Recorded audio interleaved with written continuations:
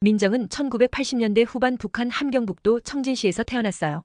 아버지는 당 간부였고 어머니는 가정주부였는데 민정에겐 남동생 하나가 있었어요.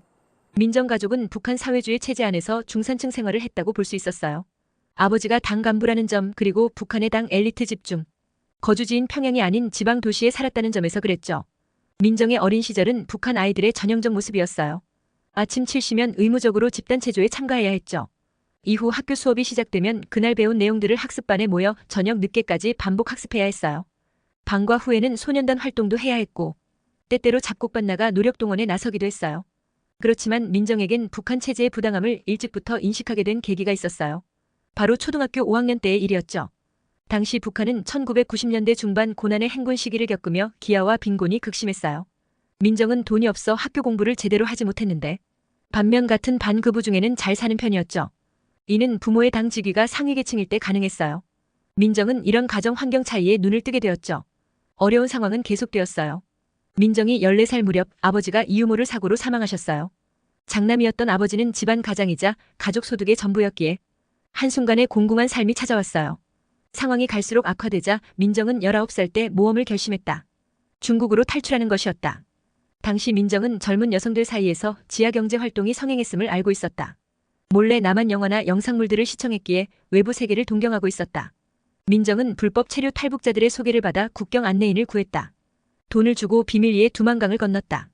근처 중국 마을에 도착해 한동안 숨어 지내며 돈을 벌었다. 그러나 몇 차례 단속에 걸려 중국 공안에 체포되기도 했다. 이런 과정을 수년간 되풀이하며 민정은 한국행 길잡이들의 소개로 마침내 한국 땅을 밟을 수 있었다. 하지만 인신매매단에 걸려 구출되는 과정에서 정신적 육체적 고초를 겪기도 했다. 한국에 와서도 민정의 고난은 계속되었다. 한국 사회에 동화되기가 힘들었다. 언어의 벽, 문화의 차이, 편견의 시선 등 여러 어려움이 있었다. 한국어 공부와 함께 정부의 탈북민 지원 교육 프로그램에 참여했다. 당시에는 취직도 만만치 않았다. 고된 과정 끝에 민정은 한 제조업체에 취직했다. 노동 강도가 높아 몇 년을 견디기 힘들었다. 그러던 중 한국인 남편을 만났고 결혼 후 행복한 가정을 꾸렸다. 자녀를 낳았고 외벌이 남편의 도움으로 몇 년 후 자영업을 시작할 수 있었다. 자신의 아픈 과거를 젊은 시절의 자양분 삼아 민정은 용기 있게 살아왔다. 결혼과 자녀 출산 후 꿈꾸던 가정을 꾸릴 수 있었고 작은 사업체를 운영하면서 생활의 안정을 찾아갔다. 그 과정에서 민정은 후배 탈북민들을 적극 도왔다. 정착 초기 겪었던 언어, 문화 등의 어려움을 잘 알기에 본인의 경험을 전수했다. 그들에게 북한 체제와 자유민주 사회의 가치를 일깨워주기도 했다. 민정의 사업체는 작지만 안정적으로 운영되었다. 여윳돈이 생기자 민정은 사회활동을 시작했다. 그녀는 탈북민 단체에 가입해 북한 인권운동에 앞장섰다. 북한 체제의 부조리와 인권 탄압 실태를 알리는 강연회와 캠페인에 적극 참여했다. 또한 민정은 아직 북한에 가족들이 있었기에 이들의 탈북을 도우려 애쓰기 시작했다. 중국 국경 안내인과 연계해 탈북 가족들을 한국에 데려오는 일에 열정을 쏟았다. 물론 비용이 많이 들어갔지만 민정은 기꺼이 돈을 대주었다. 민정이 남편에게 이런 행적을 고백하자 남편은 크게 반대하지 않았다. 오히려 북한 체제의 잔혹성을 민정을 통해 실감했고 그녀의 노력을 격려하고 응원해 주었다. 안타깝게도 민정의 탈북 가족 구출 시도는 번번이 실패로 돌아갔다. 뇌물이 많이 들어가는 대신 중국 안내인들의 배신과 북한 보위부의 단속 때문이었다. 하지만 그녀는 포기하지 않았다.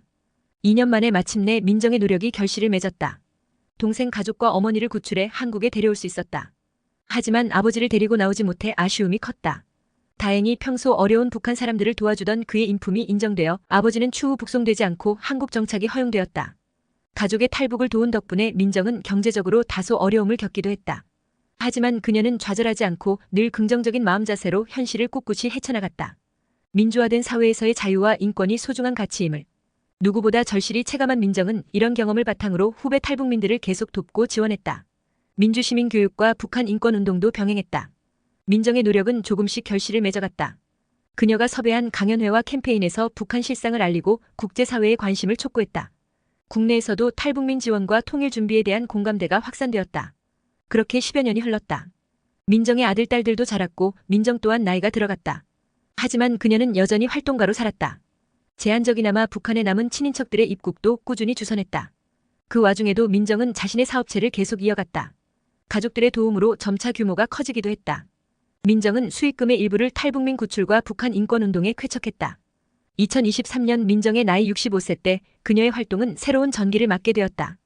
북한과 미국 간 핵 협상이 진전되면서 북한 체제도 서서히 개혁 개방의 길로 접어들었다. 국제사회의 지원과 압박으로 북한 당국은 시장 경제를 점진적으로 도입하고 주민 이동의 자유를 허용하기 시작했다. 민정은 이 소식에 크게 고무되었다. 그동안의 노력이 결실을 맺는 순간이었다. 그녀는 평양에 갇혀있던 친인척들을 구출하는 데도 성공했다. 가족이 북한에 남아있던 시절과 단절되었던 소원이 풀릴 수 있었다. 앞으로 그녀는 북한의 개혁 개방 과정을 주시하며 남북한 주민들의 자유로운 교류와 통일을 기대하게 되었다. 더 나아가 북한 사회가 민주주의와 시장 경제로 나아갈 수 있도록 앞장서 기회를 만들려 한다. 생애 대부분을 고향 땅을 대신해 자유를 꿈꾸며 살아온 민정. 그녀에겐 아직도 해야 할 일이 남아있지만 지난날 역경을 잘 이겨낸 것처럼 앞으로도 꿋꿋이 살아갈 것이다.